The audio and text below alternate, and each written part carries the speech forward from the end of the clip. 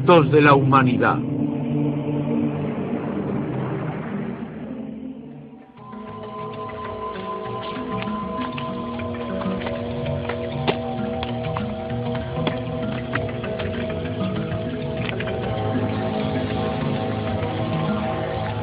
El diluvio universal.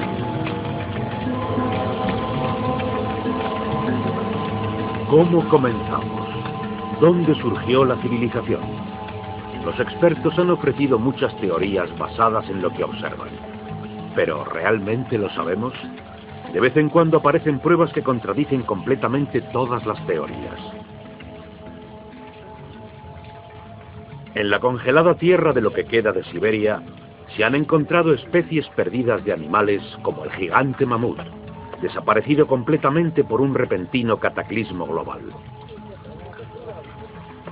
Se han encontrado mapas antiguos que muestran el continente de la Antártida siglos antes de que la descubriéramos.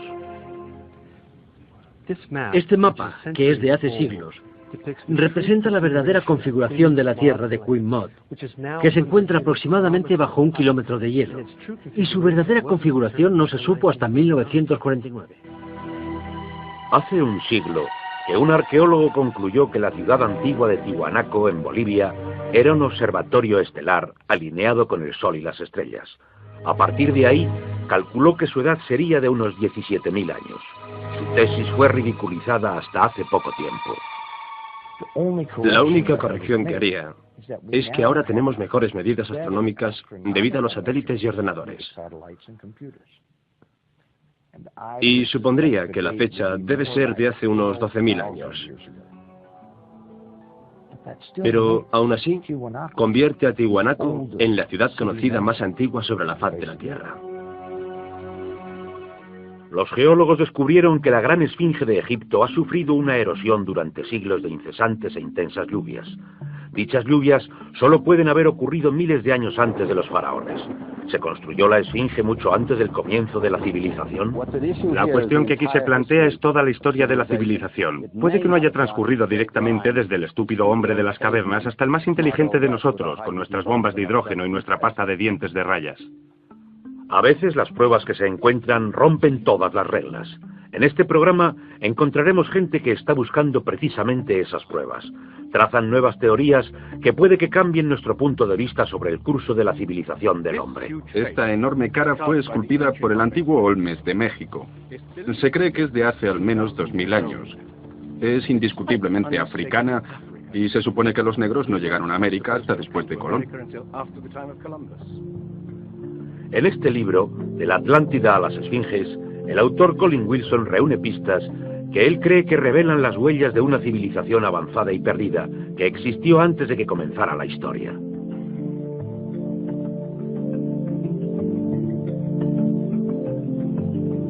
El filósofo griego Platón describió dicha civilización destruida por un enorme cataclismo y de la que le hablaron sacerdotes egipcios.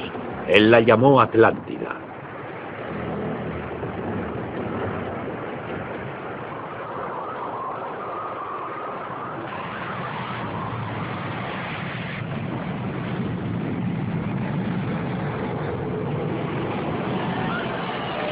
Atlántida, un enorme cataclismo.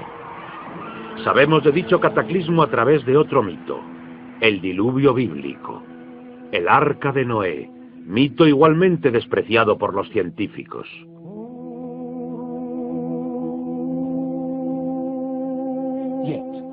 Aun cuando rechazan el diluvio bíblico y el Arca de Noé como una fábula, los científicos están ignorando el hecho de que a lo largo de todo el mundo hay cientos de mitos sobre el diluvio, aparte del de Mesopotamia o del hebreo, que cuentan la misma historia del desastre mundial que prácticamente eliminó a la humanidad antes de la historia escrita.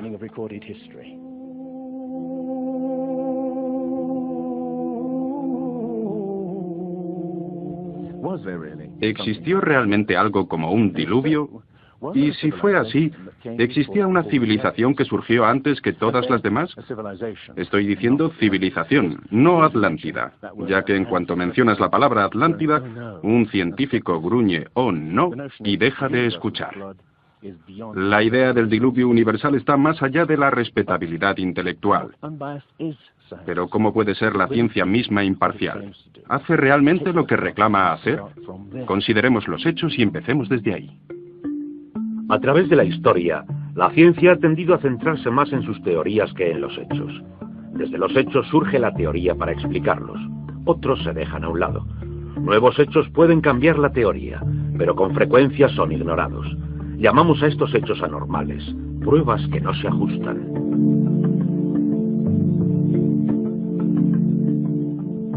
En su controvertido libro La arqueología prohibida, los científicos Thompson y Cremo muestran qué pasa con las pruebas que contradicen las reglas. En los últimos 150 años, estos arqueólogos y antropólogos han descubierto muchas pruebas, literalmente, a la vez que excavaban. Básicamente lo que encuentras es algo que nosotros llamamos un filtro del conocimiento. Esto es una característica fundamental de la ciencia y de la naturaleza humana. La gente tiende a filtrar quitando las cosas que no se adecúan. Así que en la ciencia te encuentras con que las pruebas que no encajan en el paradigma aceptado tienden a eliminarse. No se enseñan ni se discuten. Y la gente que dispone de cierta educación científica generalmente ni siquiera aprenden sobre ellas. De lo que estamos hablando, por ejemplo, se demostró en Iatlico, México, en 1996, cuando la arqueóloga Jan Steen McIntyre amenazó con cambiar completamente el punto de vista teórico convencional de que la humanidad es relativamente nueva en la mayor parte de la Tierra, que penetró en Siberia hace unos 30.000 años y definitivamente no en América hasta hace aproximadamente 20.000 años. En México, Jan Steen McIntyre descubrió herramientas de piedra y huesos humanos que fueron fechados mediante diferentes test científicos. Pensamos que teníamos un yacimiento antiguo. Esto fue en el 66 y pensamos que quizás eran de hace 20.000 años. Cuando finalmente teníamos las fechas, resultó que era de hacía 250.000 años. A decir verdad, hubiera sido feliz con la fecha de 20.000 años de antigüedad. Habría hecho mi carrera.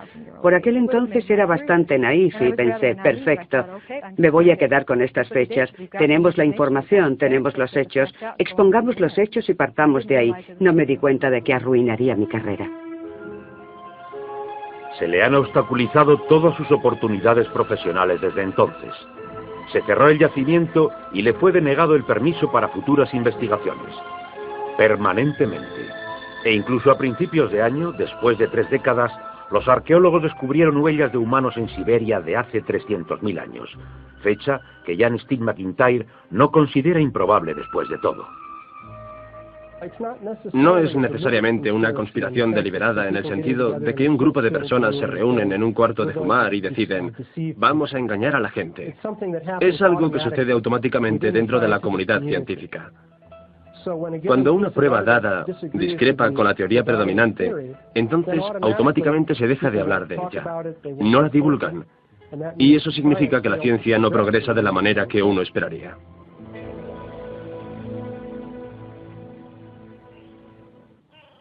¿Están pasando por alto los científicos pruebas del pasado que hemos olvidado? ¿Pueden ser verdad los mitos que nos cuentan de que hubo una civilización en este planeta que se perdió miles de años antes de la historia escrita? Un grupo de investigadores nuevos está buscando precisamente las anomalías que la ciencia tiende a desechar. Se hacen preguntas que puede que cambien nuestro punto de vista sobre el curso de la humanidad. El fuerte inca de Sacsayhuamán, de edad indeterminada y construido por gentes que no utilizaban herramientas de metal pesado ni cemento, ni conocían la polea, la rueda o la grúa.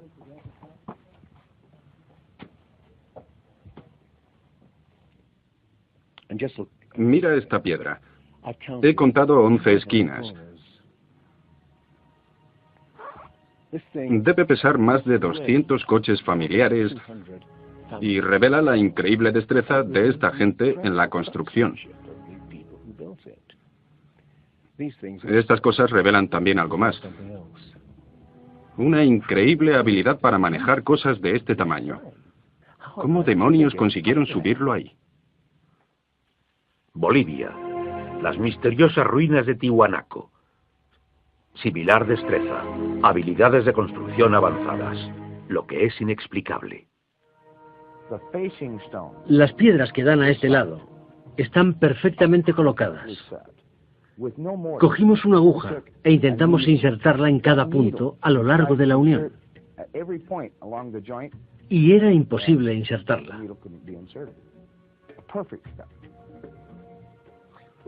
Cuando los conquistadores españoles preguntaron a los incas si habían construido el Tiwanaku, dijeron, no, no lo construimos. Estaba construido hace miles de años. Las pruebas muestran que fue construido por una civilización avanzada. Un descubrimiento al azar revela lo avanzados que seguramente habían sido. Los bloques de la construcción de Tiwanaku no están unidos con cemento. Cualquiera que los separe descubrirá el inesperado destello de metal que mantiene las piedras juntas. Lo que parece increíble aquí es que para mover cada obra donde se necesitaba una grapa, tenían que tener algo así como una planta de fundición portátil para mantener el metal en un estado de ignición sin llama.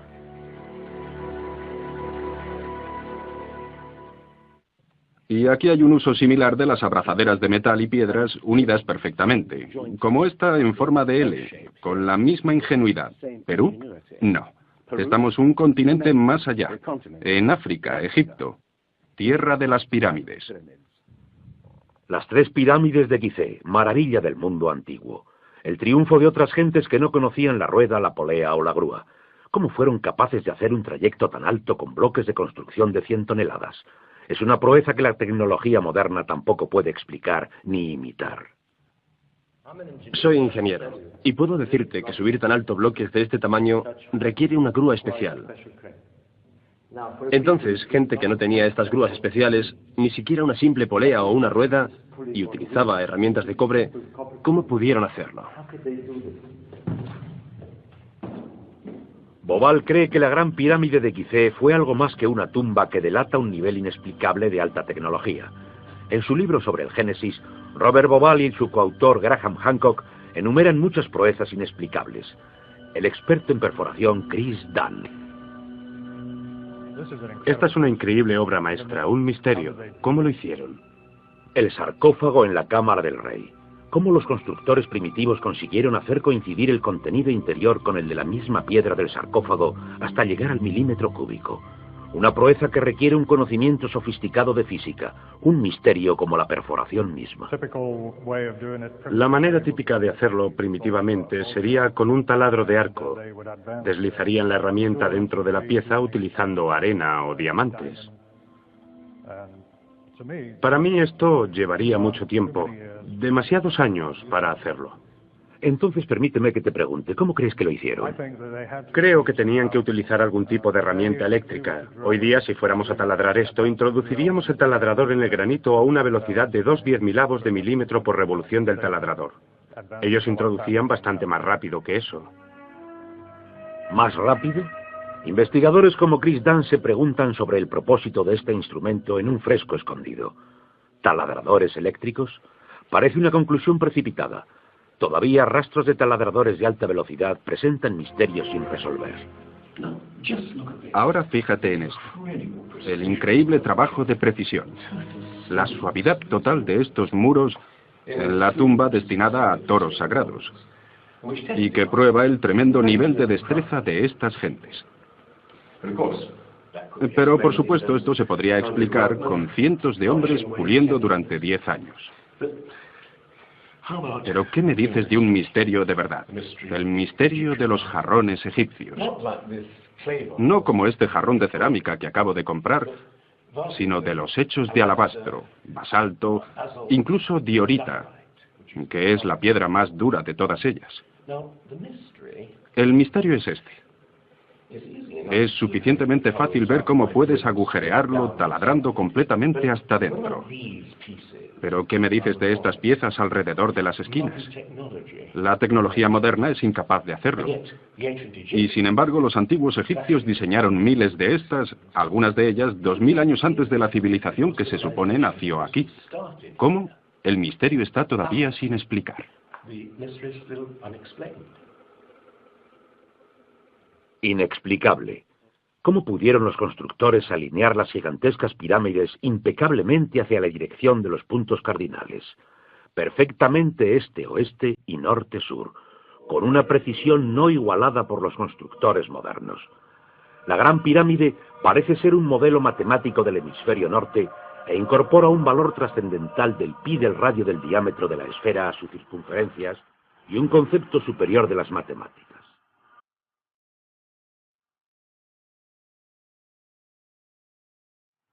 Está claro que tenemos aquí un sistema avanzado de matemáticas y tecnología, en un momento en el que se suponía que no existía. Y para conseguir estos resultados, los antiguos constructores tenían que usar un ángulo de 52 grados. Cualquier otro ángulo no valdría. Pero nadie en Egipto conocía pi. Ese valor trascendental está también representado en el ángulo de esta pirámide y el ángulo extraño que sus constructores le dieron en Teotihuacán, México, la ciudad que generaciones posteriores de atemorizados indios llamarían la ciudad de los dioses.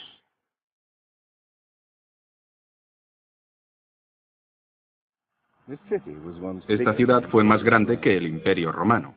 Lo que estamos viendo es una serie de cuencos que se llenaban de agua, cuya superficie suave y como un espejo reflejaba los cielos, y su murmullo servía también como avisador de terremotos.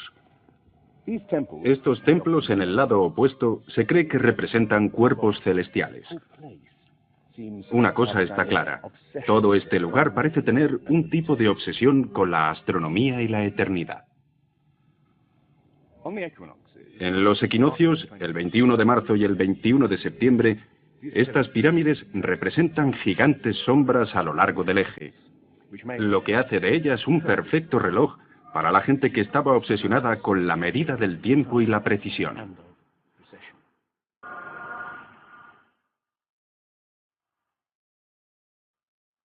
Como vinculadas por alguna fuente común, las civilizaciones antiguas alrededor del mundo dejan ver un sofisticado conocimiento de los cielos, lo que todavía tiene que explicarse. Una fascinación por el sol y las estrellas y por la precisión del lento y persistente movimiento de la Tierra que hace que las constelaciones parezca que viajan a través de los cielos nocturnos y de las épocas.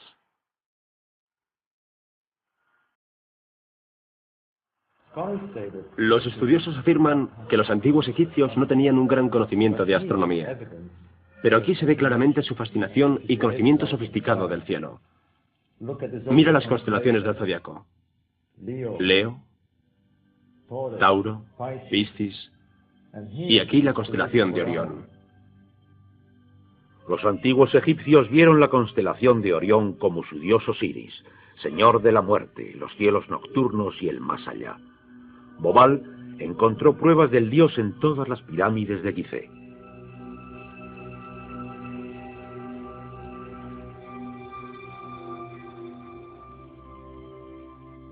Es realmente un misterio. Pequeños ejes señalando hacia arriba.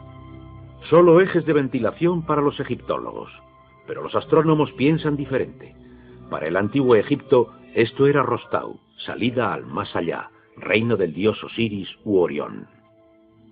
En el antiguo Egipcio, Orión era Osiris, el gran dios de la resurrección. Esto es una reconstrucción del cielo en el año 2500 a.C., y fue increíble descubrir esto. Los rayos conducen a Orión y a la estrella Sirius o Isis, consorte de Osiris. En textos antiguos, Bobal encuentra que deben haber servido en ceremonias secretas para hacer que faraones muertos resuciten como estrellas en la constelación de Orión. Uno de estos textos dice: «Oh rey que viajas por los serpenteantes canales de la Vía Láctea, al lugar donde Osiris reside». Bobal cree que Osiris tenía importancia tan crucial para los constructores que construyeron las pirámides de Gizeh, exactamente como las 3 estrellas en el cinturón de Orión. Aunque parezca increíble, esa correlación fue solo el principio. Descubrió que los antepasados habían dado nombres de estrellas a otras 2 pirámides contemporáneas cerca de allí. Miró entonces el desgastado plano y se quedó anonadado. La constelación de Orión, el dios Osiris, estaba colocada en la misma posición en el cielo que en la tierra. México, donde Teotihuacán presenta otro paralelismo.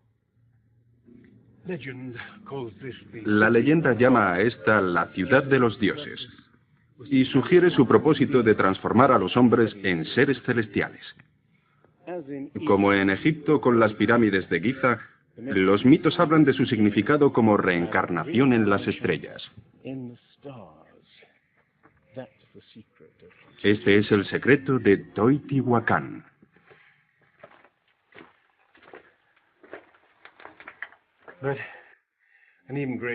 Pero un enigma mayor descansa en la pirámide por encima de mí. Cuando se excavó por primera vez en 1906, descubrieron una enorme hoja de mica. Ahora sabemos que la mica se utiliza en aislamientos eléctricos. No tenemos ni idea para qué querían utilizarla. Lo que resulta incluso más extraño es que la mica procede de Brasil. ¿Te imaginas el problema de mover una pieza de mica de 30 metros cuadrados hace 2000 años? ¿Cómo? ¿Y con qué propósito? No tenemos ni idea. Tiwanaku, Bolivia. Otra cultura perdida que delata la misma fascinación por el sol y las estrellas. Hace cientos de años, el arqueólogo Poznański observó que el primer día de primavera el sol salía exactamente por el centro del templo. Era el principio de un importante descubrimiento. Poznański descubrió que construyeron este templo como un observatorio. Un enorme reloj para medir la progresión del sol. Y podemos utilizar estos alineamientos astronómicos para fechar el lugar. A lo largo del año el sol sale por diferentes puntos del horizonte. En el primer día de primavera, un observador podría ver al sol exactamente en el centro. Al estudiar el complejo trazado de Poznański, se deduce que en el primer día de invierno o de verano el sol saldría por encima de las esquinas de las piedras. Pero no era así. Los arqueólogos hoy día dicen que es simplemente porque los constructores cometieron un error de construcción. Después de observar la perfección con que fue construido este lugar, con piedras de 100 toneladas, sugerir tal cosa como que las marcas de los solsticios están equivocadas me parece increíble. Neil Steve verificó los cálculos de Poznański. Al medir el ángulo de las esquinas y comparar ese ángulo con las posiciones del amanecer, Poznański pudo calcular que el Tiwanaku fue construido hace 17.000 años. En aquel entonces, la inclinación del eje de la Tierra era ligeramente diferente a la de hoy. En aquellos días, los soles de verano e invierno habrían salido por encima de las esquinas.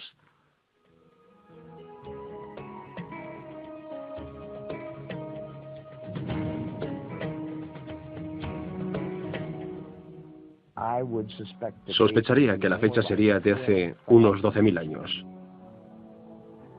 Y eso debería plantear a cada uno de nosotros un montón de preguntas sobre el origen de la civilización.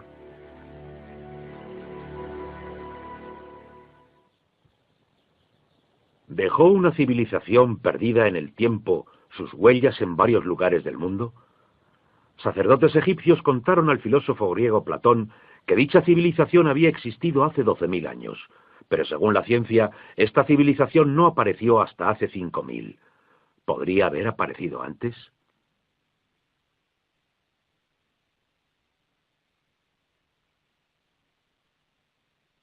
El investigador John West descubrió en Egipto que la esfinge de Gizeh no sufrió la erosión de la misma manera que sus alrededores, erosionados por arena y vientos del desierto. Al contrario, la esfinge presenta marcas de erosión redondeadas, ondulantes. No hay que ser geólogo para mirar y ver quién puede ser responsable de ese tipo de erosión. Solo agua vertida a mares por encima de los muros del recinto podría haber producido esos contornos redondos.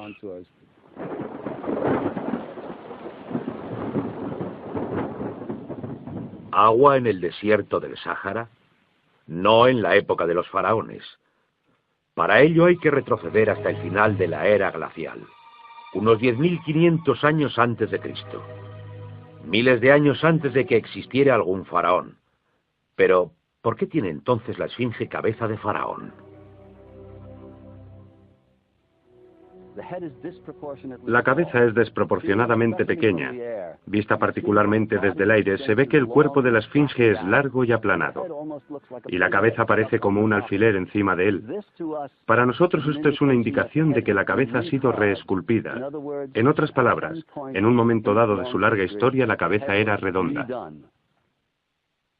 John West cree que la esfinge fue originariamente un enorme león que un desconocido grupo de escultores esculpió en la roca miles de años antes de Cristo. Sufrió la erosión cuando al final de la era glacial cambió el clima causando lluvias incesantes durante siglos. Solo miles de años después esculpieron los faraones su cabeza a su propia imagen.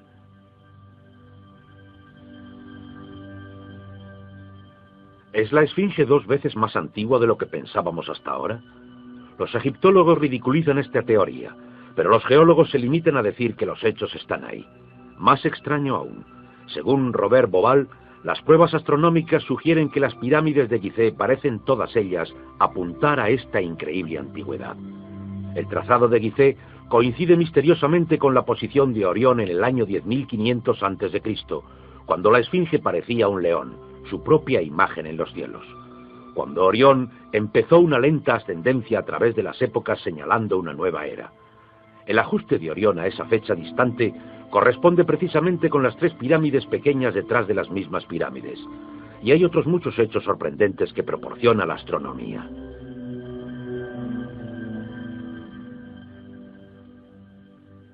Esto coincide exactamente con las ideas que se han venido desarrollando en el análisis geológico de la esfinge. Así que hay justo 2 ciencias indicando que la esfinge podía ser de hace 10.500 años antes de Cristo.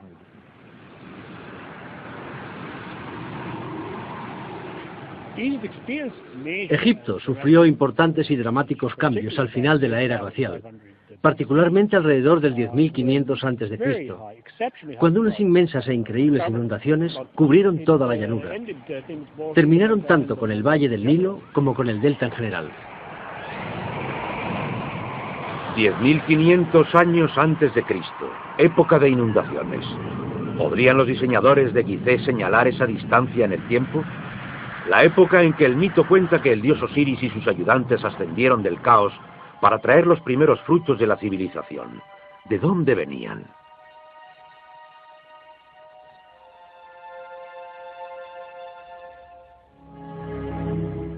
Un dios que era similar al señor del antiguo Tiwanaku en Bolivia.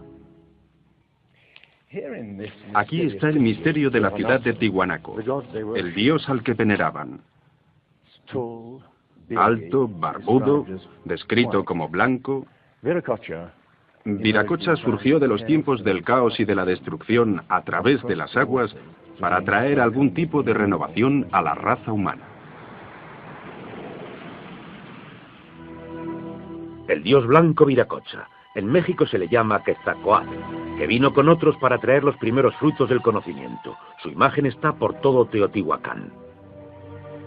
La serpiente emplumada, símbolo enigmático del dios Quetzalcóatl, quien vino al este después de tremendos cataclismos para traer la civilización a esta parte del mundo.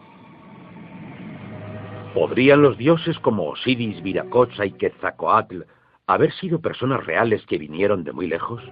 ¿Supervivientes de un cataclismo que había destruido sus hogares y civilización? La pregunta que nos hacemos es la siguiente. ¿Existió alguna remota civilización sin identificar que conectó Egipto, México y Sudamérica y dejó sus huellas, sin embargo, difíciles de identificar en un tipo de conocimiento? Tomándolo aisladamente, estoy de acuerdo, cada trocito de prueba revela poco. Pero consideremos todos estos elementos en común juntos.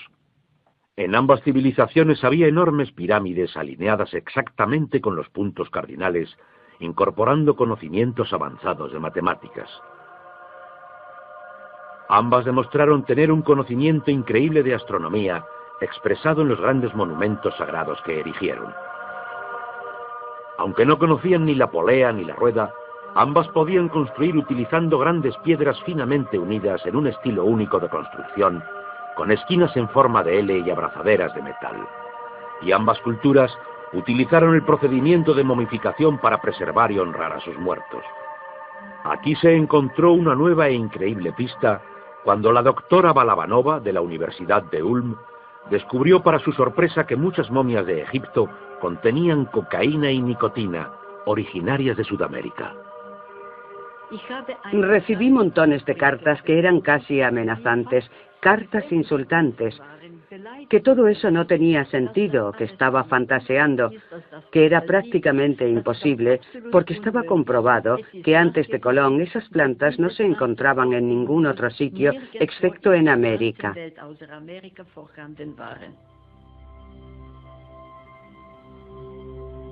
Pero su investigación se repitió en cientos de momias y pudo comprobarse sin ninguna duda.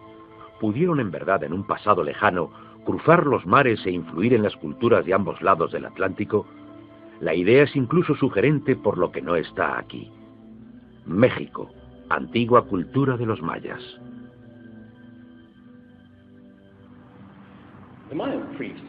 Los sacerdotes mayas tenían mesas para predecir los eclipses de sol y de la luna. Pero hay algo muy raro sobre los mayas. Nunca comprendieron el principio básico de la rueda. Fueron capaces de visualizar la eternidad como ninguna otra cultura anterior. Pudieron pensar en millones de años y sin embargo nunca aprendieron a pesar un saco de grano. Sofisticada civilización que al final murió porque no supieron desarrollar métodos agrícolas sencillos para poder alimentar a sus propias gentes.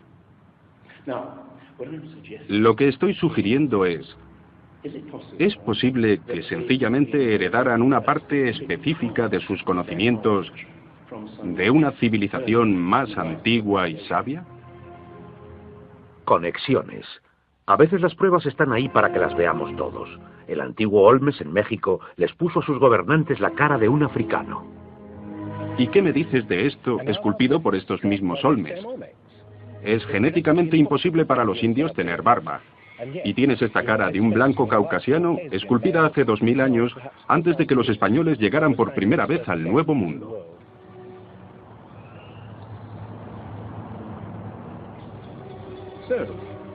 Caras de África y del Cáucaso, esculpidas muchos siglos antes de la llegada de Colón.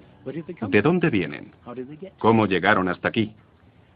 ¿Cómo llegaron a influir en la cultura más antigua de Centroamérica, la cultura madre de México?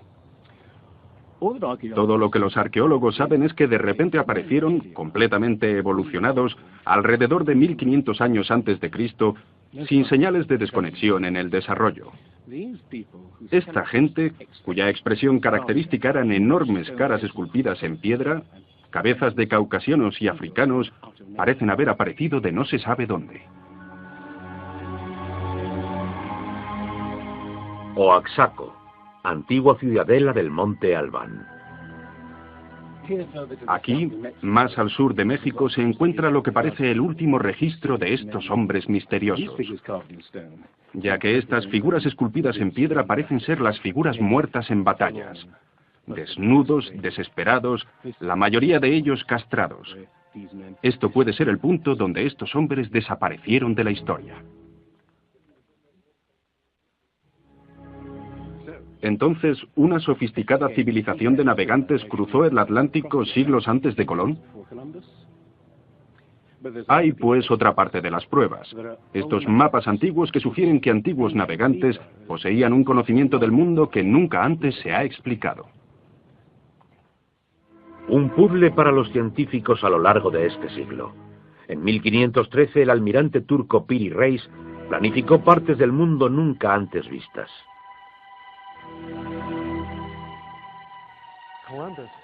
Colón exploró las zonas del Caribe.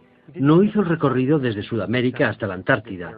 Nunca estuvo cerca de esta zona, pero estos mapas muestran todas esas características con bastante precisión antes de que Colón o cualquier otro explorador europeo hubiera alcanzado estas zonas.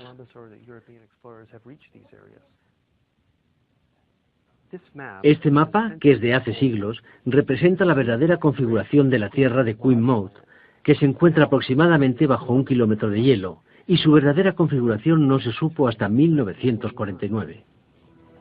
Inexplicable. Durante tiempo han considerado la extraña proyección utilizada. Se encontró semejanza a la utilizada en un submarino nuclear moderno que mide el mundo a medida que se mueve desde el centro de donde parte. En este caso, el centro era Siene, Egipto, cuna de antiguos cartógrafos. Lo único que el mapa parece distorsionado, pero muestra con bastante exactitud esta parte del mundo. Y hay más.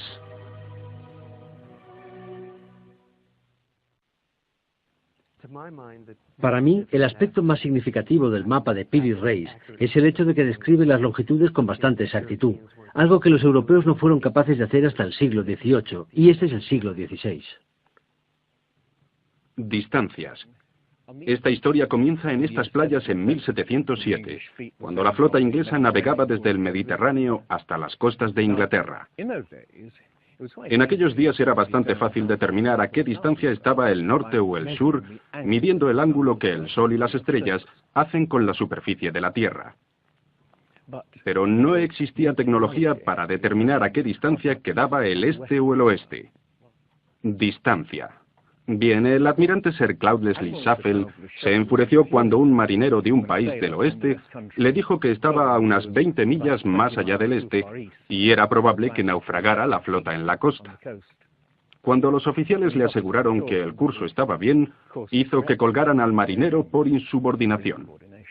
En sus últimos momentos de muerte, debió haber deseado no haberlo hecho. Se encontraban barcos a miles, pero ahora la pérdida de toda una flota dio lugar a la búsqueda de un reloj preciso que pudiera calcular la longitud. Pasarían 2 generaciones antes de que finalmente se creara. Aún así, el mapa de Piri Reis era 250 años más antiguo, mostrando ya conocimiento de las distancias. En el mapa de Piri Reis se menciona el hecho de que es copiado de fuentes de otros mapas. Estas son copias de otras copias. La mayoría de la gente que ha investigado cree que los mapas pueden datar de la época de Alejandro Magno, pero realmente son aún más antiguos. Mapas del mundo diseñados antes de que aprendiéramos a navegar los océanos. Inexplicable tecnología de construcción, conocimiento sofisticado de matemáticas, astronomía. Si hubo una tecnología tan avanzada capaz de pasar su conocimiento a los constructores de la Esfinge y a las gentes de los Andes en México, ¿qué pasó con ella? Platón dice que hubo una civilización tecnológicamente avanzada capaz de navegar por los océanos del mundo. Atlántida, descansando en un enorme continente. Al rechazar una civilización perdida, la ciencia rechaza igualmente la noción de una catástrofe mundial que la destruyó. Pero lo que nos cuentan Platón o la Biblia encuentra apoyo en otras partes. El Popol Vuh, el libro sagrado de los mayas, habla de unas enormes olas e inundaciones y de que los cielos se oscurecieron durante meses seguidos, de increíble frío, negras lluvias y granizo.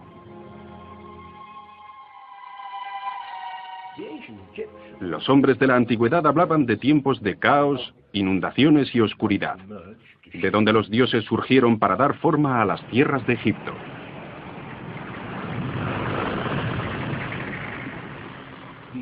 El disco solar de los aztecas habla de 4 ciclos de destrucción: inundaciones, fuegos, vientos y sangre de las guerras,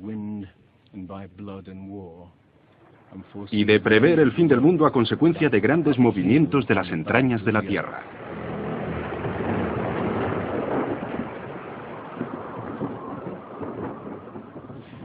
Los mitos en otros lugares de la antigua América hablan de inundaciones y diluvios apocalípticos, de fuego de erupciones volcánicas y de terremotos. Hablan con inquietante realismo de un pasado que no pueden recordar claramente ni tampoco olvidar. Los estudiosos se inclinan a creer que la inundación es una fantasía de antiguos poetas. Pero supón que los estudiosos están equivocados. Supón que una serie de catástrofes naturales terribles redujeron a nuestros antepasados a unos pequeños grupos que vivían muy lejos unos de otros y repartidos por todo el mundo. Lo que estamos buscando es una época que encaje perfectamente a los mitos como el zapato de cristal al pie de Cenicienta. Una pista, la Brea Tar Pit de California. Sepultura masiva de millones de animales, convertida ahora en atracción turística. En el fondo de la superficie se encuentra el Salt Lake Oil Field. El asfalto se escurre a través de las grietas y fisuras como un tremendo matamoscas que captura animales en el asfalto. Tenemos increíbles recursos aquí de animales atrapados de esta forma durante los últimos 40.000 años. Es como leer un libro de tiempos antiguos. Cuando los animales que abundaban nunca pensamos en absoluto que fueran originarios de América. Mamuts, elefantes, rinocerontes, osos perezosos gigantes, incluso caballos y camellos. Pero entonces una enorme catástrofe los hizo desaparecer, aparentemente en cuestión de décadas. Alrededor del 10.500 a.C., hace unos 12.000 años. Los animales grandes, cualquier animal más grande que un coyote, en gran medida se extinguieron en unos cientos de años. Sí, esa en efecto es una gran catástrofe.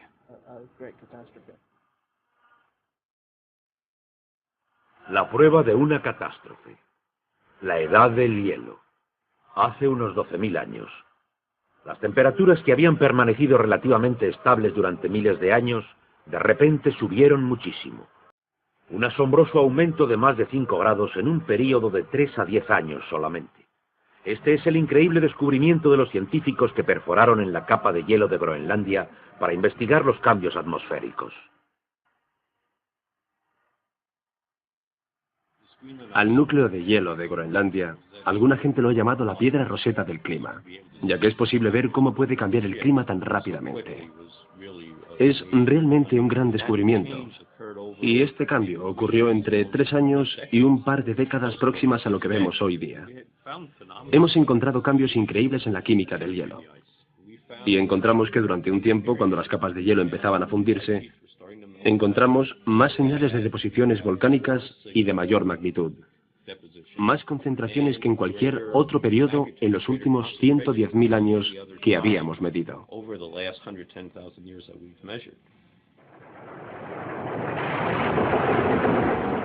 Movimientos volcánicos sin precedentes acompañados de cambios bruscos de temperatura y enormes inundaciones.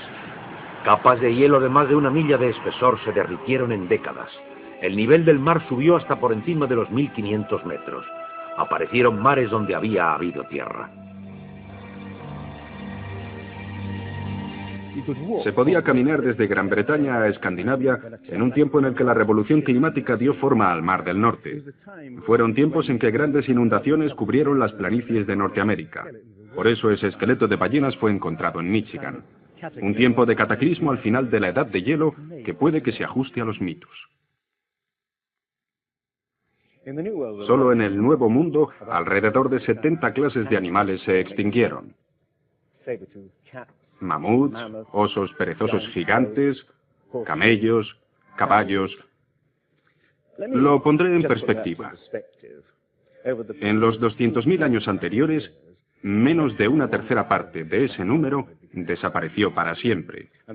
Y el mismo modelo extraordinario de extinción se repitió en Europa y Asia.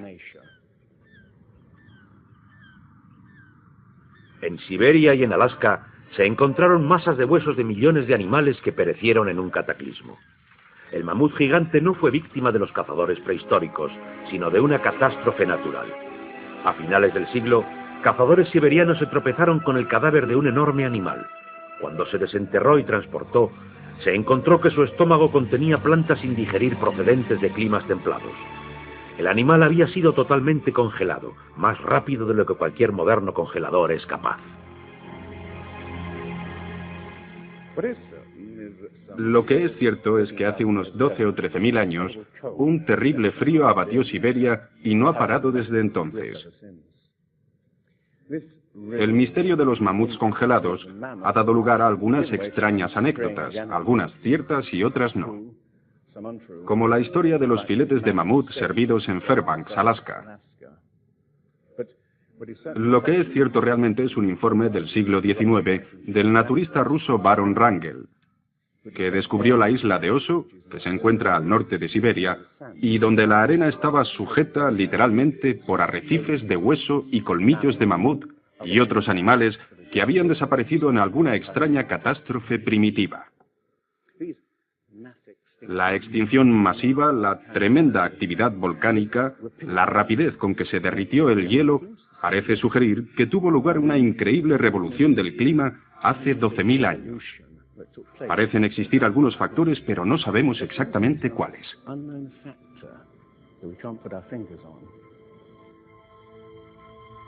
El fin de la edad de hielo. ¿Qué es lo que hizo esta revolución? Aquí está la gran cuestión. ¿Qué produjo el cataclismo? Una de las mejores ideas que se han propuesto es del americano Charles Hapgood, que sugirió algo que llamó desplazamiento de la corteza terrestre, que significa que toda la corteza de la Tierra se cambió de sitio de repente. Toda la cáscara exterior de la Tierra es solo una tercera parte de la masa de la Tierra. Se perdió, se movió, como la cáscara de una naranja. Más fina que la cáscara de un huevo, la corteza de la Tierra se apoya en un líquido interior fundido. La teoría que rige la corteza de la Tierra es la de las placas tectónicas.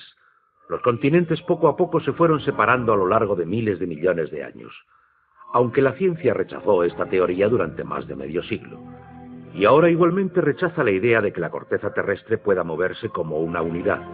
Pero un científico estaba fascinado con la idea. Si hubiera vivido más tiempo, se hubiera considerado más seriamente la teoría del desplazamiento de la corteza terrestre. Su nombre fue Albert Einstein. En resumen, esto es lo que expuso. Cuando di con el trabajo de Hapgood, me quedé fascinado. Era una idea tan simple, pero que explicaba un gran número de problemas. Hapgood tenía la teoría. La cuestión era cuál era el mecanismo que ponía la enorme cosa en movimiento. Y fue Einstein quien planteó la idea. La enorme cantidad de hielo acumulado alrededor de los polos pudo hacerse de 3 kilómetros de grueso. Hielo que se extendió hasta el centro de América. Estos incontables billones de toneladas de hielo, si se formaron de forma desequilibrada, podrían haber causado que toda la Tierra vibrara como una rueda con un gigantesco peso colocado en su borde. Esta vibración, de hecho, sería suficiente para causar ese cambio de la corteza terrestre. Hace 55.000 años, el Polo Norte estaba colocado cerca de Europa, pero de repente se desplazó a Hudson Bay, en Canadá. Alrededor de 12.500 años antes de Cristo, lo hizo de nuevo hasta donde se encuentra ahora. O es mejor decir que las tierras y los mares han sido arrastrados a lo largo del polo, impulsados por el desplazamiento repentino de la corteza terrestre. Y si fue así, esta es una de las cosas que habría pasado al final de la Edad de Hielo. El desplazamiento impulsó a América fuera de la zona polar. El mar a su norte se congeló con una capa fina de solo milímetros de espesor. La enorme capa de hielo que había sobre Norteamérica se derritió en pocos años.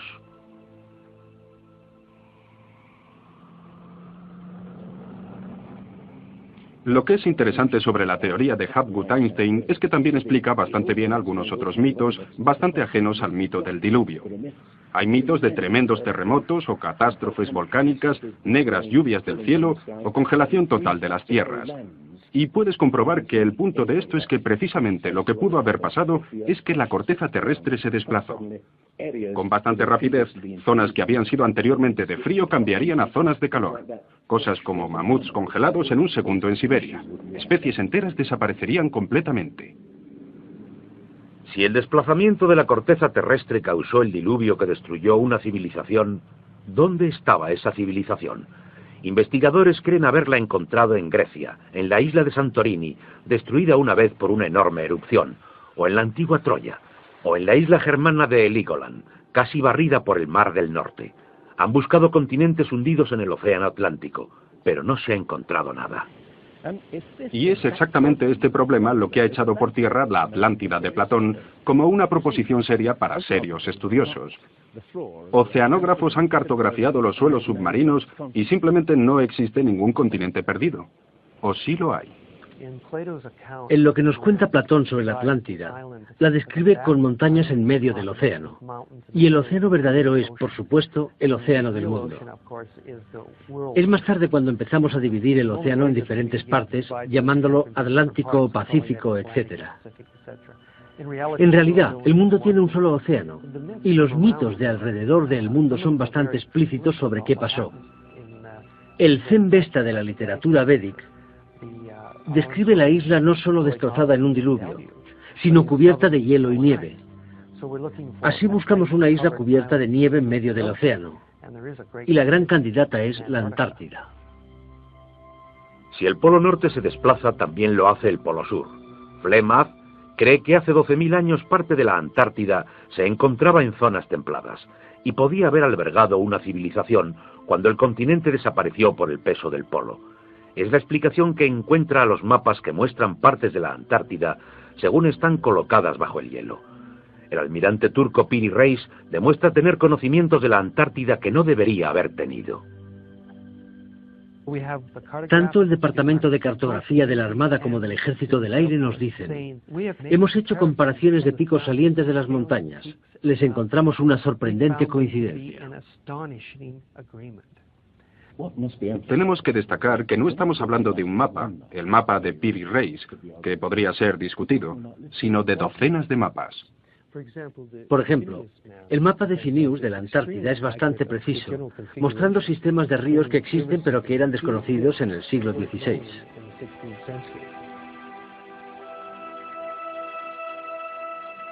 No se descubrió la Antártida hasta aproximadamente el año 1800. ¿Cómo pues pudieron los cartógrafos registrarla gráficamente? Solo según Flemeth, si lo hicieron de copias de mapas milenarios. Información que sencillamente no debería estar ahí. Hace solo unos 25 años que sabemos que debajo de la capa de hielo de la Antártida existen algunas islas, un continente, un mar congelado entre ambas. Sin embargo, la información estaba ya en este mapa. A lo que me refiero es que estas islas corresponden a esta zona, y los tipos de nevadas por aquí son muy intensas. Prácticamente nada por aquí. Estas islas de abajo de aquí se unirían antes de que se juntaran a la masa continental, por lo que hubo caminos por aquí durante varios miles de años. Y estos fueron probablemente caminos por aquí antes de que se juntaran. Lo que se describe aquí es algo que creo ocurrió hace unos 8.000 años, no posterior a 6.000 años antes de Cristo. No hay forma de saber cómo ocurrió, excepto suponiendo la existencia de una civilización que tuvieron ciertos conocimientos de cartografía y navegación, que fueron reinventados de nuevo en nuestra época. ¿Fue el comienzo de la civilización humana más antiguo de lo que pensamos? Se puede pensar que muchos elementos en este programa solo añaden insensatas sugerencias, que tomadas aisladamente pueden ser todas ellas discutidas. Pero si se ponen todas las piezas juntas, como las de un puzzle, se empieza a visualizar un modelo, como el que surge de los mitos. Una civilización que desapareció y fue olvidada mucho antes de la historia escrita.